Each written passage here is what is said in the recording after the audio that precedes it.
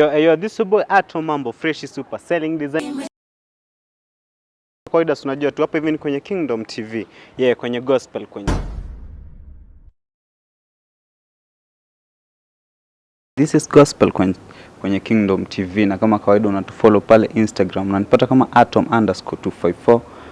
Yeah, alafu unapata pia 4EW Films.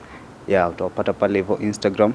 Kazi safi kama yenye unaona, of course wanakupatia quality videos and sound kawaida tu.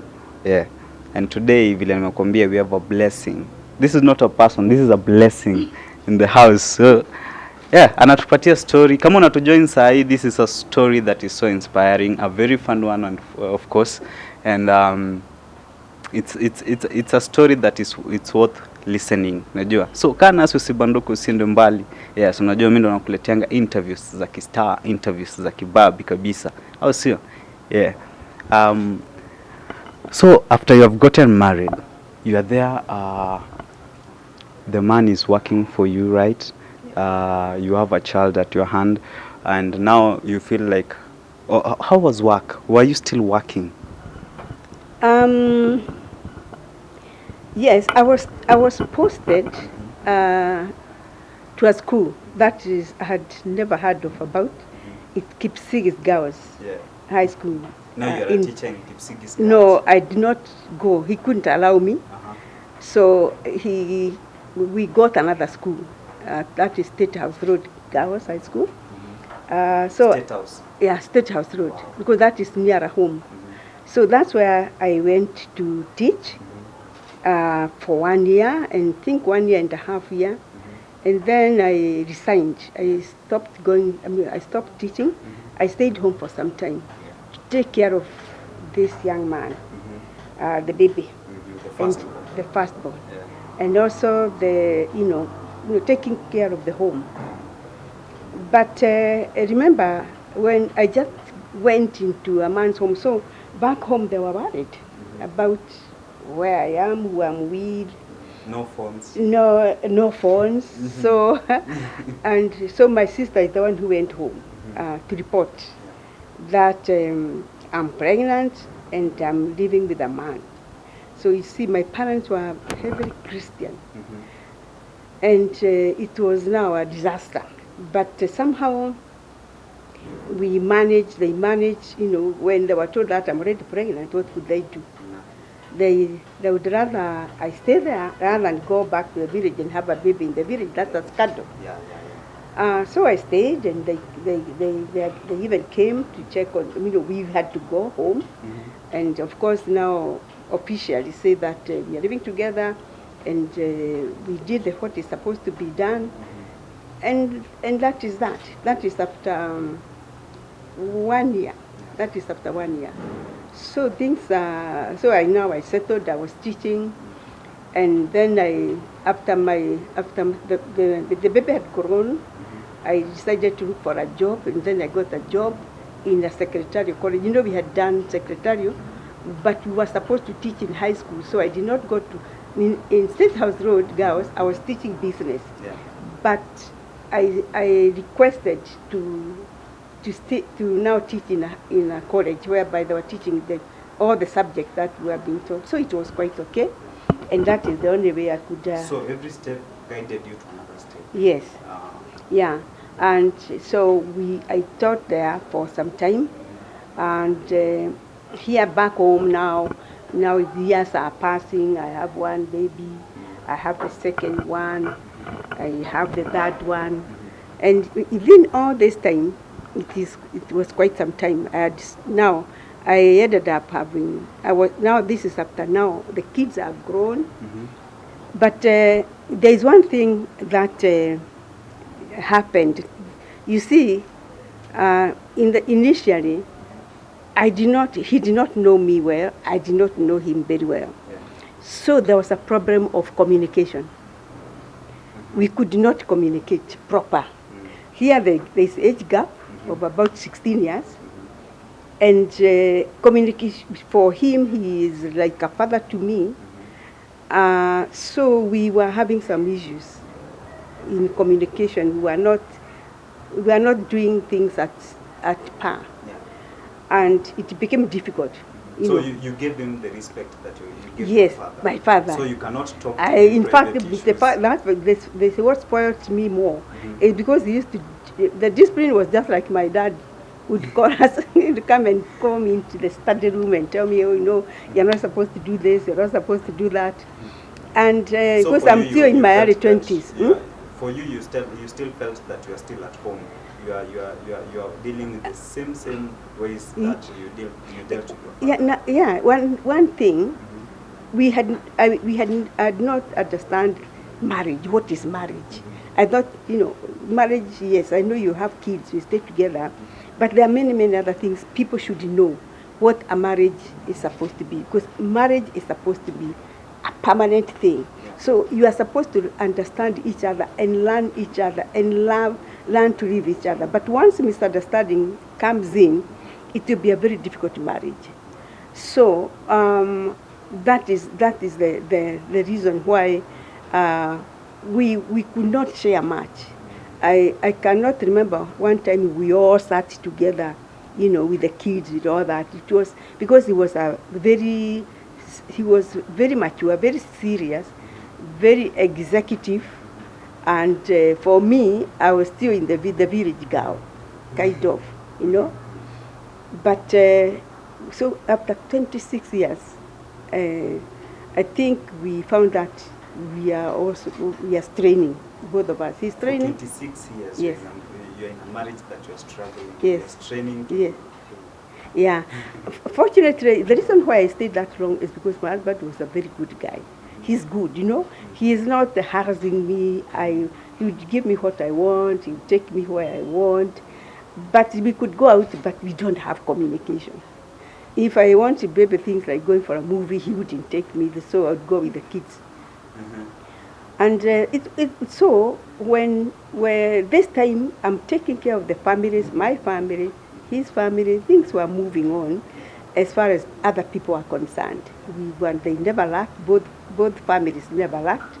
That is the time I had even an opportunity to build my father a stone house, because we were living in a mud house. I even bought him nice suits, my mother, you know, I dressed them both sides, we did that. Yeah, so when now it became about our own issues, when the children left, I think that's the time now we realize we are lonely. He is lonely, I am lonely. You know, the kids would help, you know, the kids would bring us together, we are going to church together. But this time, there was nothing. So we became that, and now you are living like two strangers. Yeah, in one room. Yes. So now the day came when we had to break, and he was a very serious type of a person. So when I had gone out, I had gone to work. Then when I came back, I found that I couldn't access my home. So I stayed at the gate, and then I left. I had got to go back to the hostels. I was locked out. So now, when it sank that this was serious, I didn't know what to do. And here I had to now do something. And I prayed a lot, I cried a lot. I was in a depression for a long time. Those days there were no people who could come and try to, you know, counsel you. It wasn't. How did you manage the depression? How did you overcome it? Some friends who we would talk, but they were as naive as me. So I didn't know it was a depression. I thought it was just, you know, there are things you don't understand. That's even now, when we go to the villages or to churches to talk to people, people are suffering from depression and stress. Yet they think it's normal. They don't know. They don't know. So we have to go there and counsel, give them kind of professional counseling. That is stress. And if you live with stress for long, it ruins your health. It can even kill you, you know. And that's why some people commit suicide, because they think they're so desperate, there's nothing they can do. But for me, I never anticipated suicide or anything serious. So there was no point in life that you ever thought that maybe Liz nimechoka, wacha ninunue dawa ya panya ama kakamba I just You know, never. You know what? Even me in my lifetime, all those years, there was no one time I had thought that I would leave my home. You know, you see, because I didn't have examples. I didn't know anybody who had left home. Back in the village, everybody was man and white, man and white, man. Everywhere, my sister is married. So, it was such a confusion for me. And, but then I started feeling bitter now, very bitter. And that bitterness, I think you can use depression and make it positive. Yeah, exactly. You can turn your depression into positiveness because now I'm alone. I have nowhere to sleep. I have nothing but I was So working. you're back to square zero. You are back to square zero. Fortunately, I was working and I never used to spend my money. Yeah. So I had some money in the bank. So, and I was so, again, bitter. So, going back there, you know the way you say, I'm not going to, I don't want, why could he, I have slept out for 2 weeks. How can I go back? I'm not going and I'll never go. That is what I decided. And that is what created another Lizzie wanyoike, completely different from who I was before. The only thing that remained in me was my personality, because personality-wise, I have not changed. But I realized I had so much potential of doing so many things that I never exercised that. So I decided to think of what to do. I had my certificates. I had gone to school. I can be a teacher again. Because now, this time I had left where I was employed. We had started our own college together. I was managing that college. So I was kicked out of that college. So now here I am. I have all those skills. And I decided, why can't I also start mine? So the bitterness in me gave me so much strength. I said, I'm not going to go back, but I'm going to move on. And that's when I realized that things come to an end when you die. Yeah. So long as you are alive and you have life in you, you have so many opportunities. Just sit down and think about, who am I? What have I done in the past? Have I utilized my time together? Have I properly? Why did you go to school? Because we say education is key. Education can get you out of so many problems. I had that. And I had experience. You know, I had taught, I had made friends, I had all that.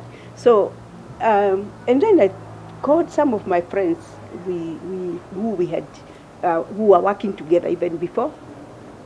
And I told them, I think I can start my own college. And initially it sounded funny. How do you start a college?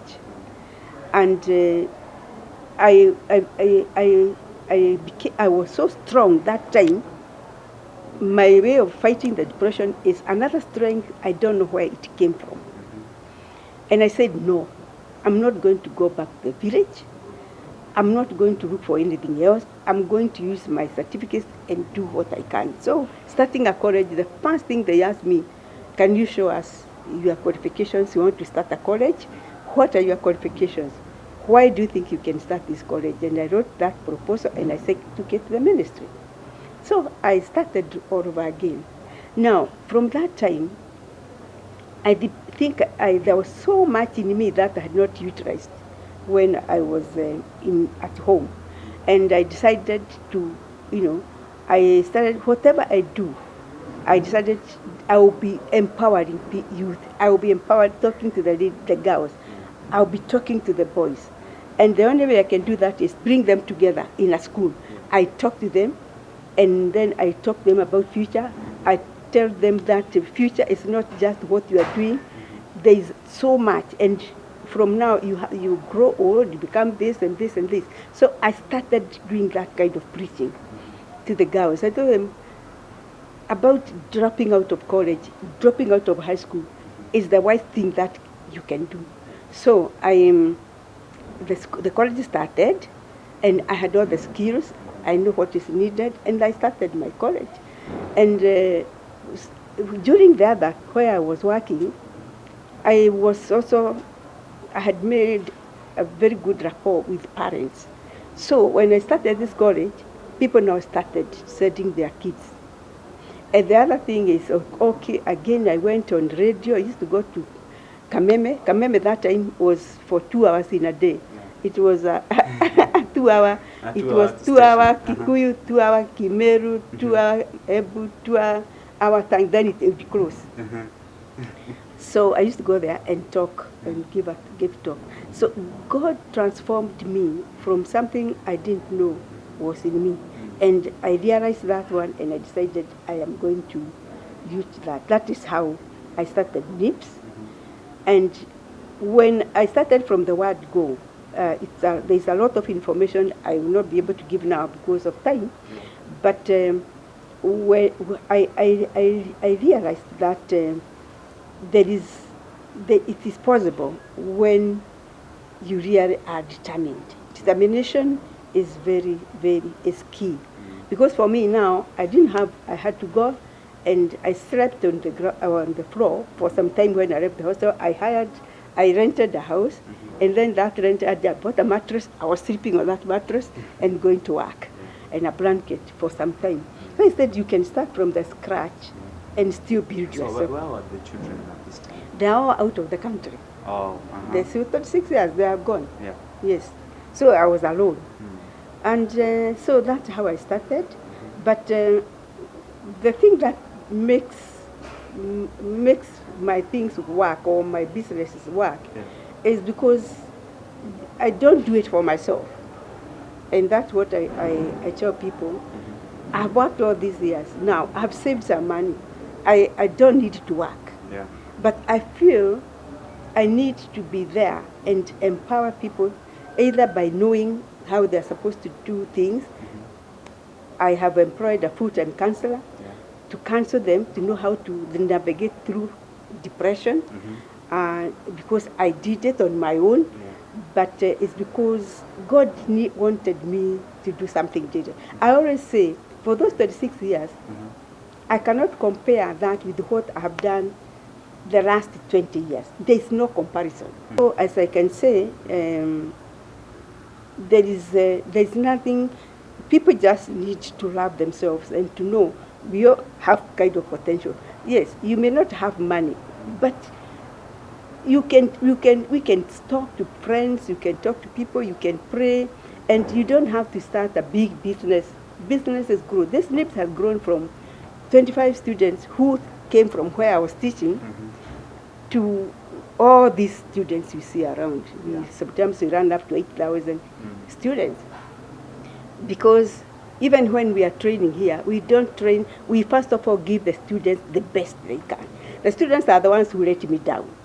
They didn't let me down because I tell them, you don't have to remain sober. But some of them, in fact, if you can count the 6,000 students, they're not many. In fact, my students, I can say they're good. If you walk around, you see them now in the library, they are just studying. But there are a few who came from high school already messed up, and those are very difficult to change. But eventually, I'm sure they remember. I received so many messages, and some of them tell me, you changed my life, and I'm so grateful.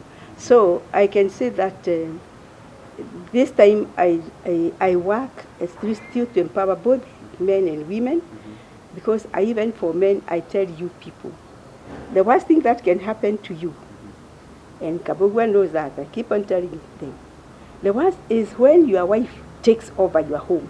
Let's say you are married, and then the wife is the one who pays rent. The wife is the one who is paying school fees. The wife is everything. You'll be the most miserable guy in the world. So I empower the men to tell them, God gave you a lot of privileges we don't have. True. We do everything. We give birth, we take care of kids, we do all these things. Your work is very kidogo. So your work is to go out there. And look, you go there and bring it home. But men, these are the ones who are, in fact, in most homes, Men, there are some very good ones. Of course, they are there. But I tell those ones who, if you mess up, when you get married, you will regret every minute. In case if your wife is empowered, not empowered, is the one who would go out there and hustle, bring food, provide. She will be, now you are there. You know, a man in bed, a man is supposed to sleep here, towards the bed. So the woman is the back. When you see your wife coming out and tararing you, coming over your wife, in the morning, you are done. You are useless. You are useless. Kabisa. Kabisa. So, for men, please, you have all the opportunities, and God created you wonderfully. You have nothing to, only when you mess yourself. But for us, we have to fight, get pregnant. Maybe you don't know whether the baby will come out nice or not. You are worrying about that. But you are just standing there waiting, outside the world. God has given you so many privileges. Don't disappoint. In fact, you don't disappoint the nation, you disappoint God. Because He created you with a lot of power to provide for your family. The wife is supposed to help you. Yeah? You go and tell your wife. She's your helper. Kama akona pesa, please help me, my dear. Help him this month. Next month I'll do extra. You work together. You work together. You communicate. And communication is very important. And then some other thing I would want to tell ladies there. You see how I got married. I did not get, my guy was good. If it was somebody else, I would have been beaten the past 2-3 years and kicked out. But he was tolerant. Let me tell you, when you are dating, make sure that you date properly, look for signs.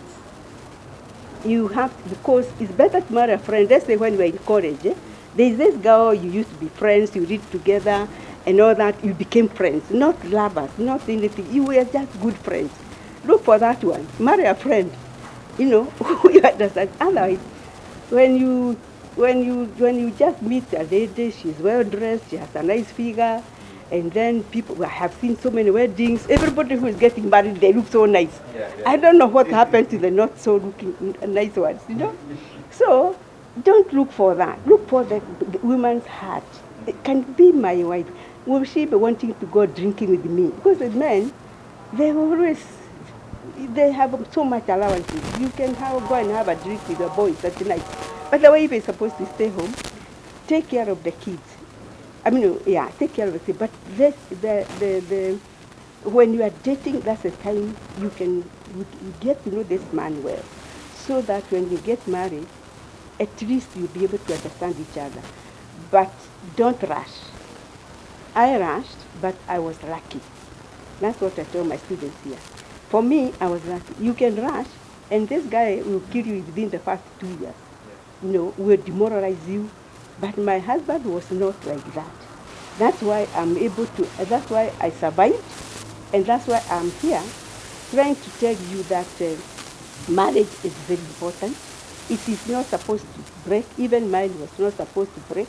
It was supposed to be forever. So when you get married, it's forever. So take care. Is when you are planting, you plant a seed that will bring in a good product.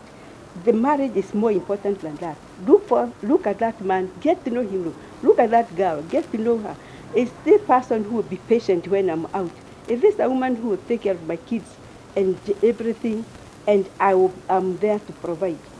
Both ways. But life now has changed. There is no woman that wants to be at the house just waiting for everything There is nothing like 50-50. What has changed? People are the ones who are doing, the technology. This technology is temporary. Let me tell you, technology is good, and it is making so many things. But there is one thing it's not going to change. It will never change the process of aging. Right now, all of you are looking very young, very energetic. But in another 10 years, you'll be a mzee. You'll be even like a small girl. You'll be like me one day. Don't think I was born like this. I was a small, nice, beautiful girl. So what I'm saying is, what you are doing now will support your old age. Definitely. You cannot wait until you are 40. That's the time you are going to. But make sure that what you are doing now is support your old age. And for me now, and if I want to go to Mombasa, just book a ticket. And all this because I did that. I got my education. I did everything right. And I was able to start my own business even after things went wrong because I had the dream that one day I would want more people to be better people than I was when I was a small girl. Okay. When you had the biggest challenge of your life with marriage, Yes. what about NIBS? What about the businesses that you are doing? How do you maneuver? How do you catch? How do you manage to put everything to go accordingly? Because it's not an easy thing. We have a small production, but sometimes we go back. No, because I'm the backbone of the institution. Everybody who comes here as an employee understands me, my vision. My vision is to be able to give the youth the best we can. So, and I'm also hands-on. I'm there most of the time. I'm able to manage the school through good managers. The managers are the ones who understand what I want. And then they have to transfer that now to if they're supervisors, and then to the members of staff, to the workforce, that mine is not just to make money. Mine is to give quality. And I tell people out there, when you are doing business, first of all, don't look for the money. Look for the product. Make sure that the product is right. When the product is right, business will come.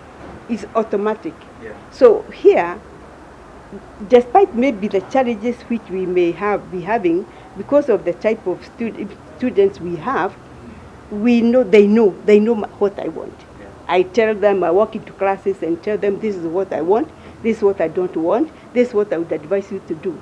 So, and it is not easy. So the lecturers have to do the same. So when you have the hotel is new. We are still trying to instill that kind of discipline that I am in charge. I can introduce new items within the hotel. I can say now we don't do this, let's do this to grow the hotel. I'm in the Lizzie wanyoike preparatory. I have the mothers now, the young mothers with me. The young fathers, not mothers, the parents. I have the parents. Any of you who has 2 kids or 1 kid or 1 year, you'll be able to have access to you. I can call you and ask you, have you noticed your son is like this? Because coming from what I've seen from the teenagers that come from to college, parenting has become very poor back home. Maybe because they are young mothers, and even in fathers, they are young parents. But even young parents, they are also not going to remain young. They have to train their kids in a way that they also be responsible like them. So that's why I started the Lizzie wanyoike preparatory, so that I can get hold of young parents. We can work together, because most of the problems are coming from parents. Parenting has become very difficult, and that is why you see so many young people falling out of school.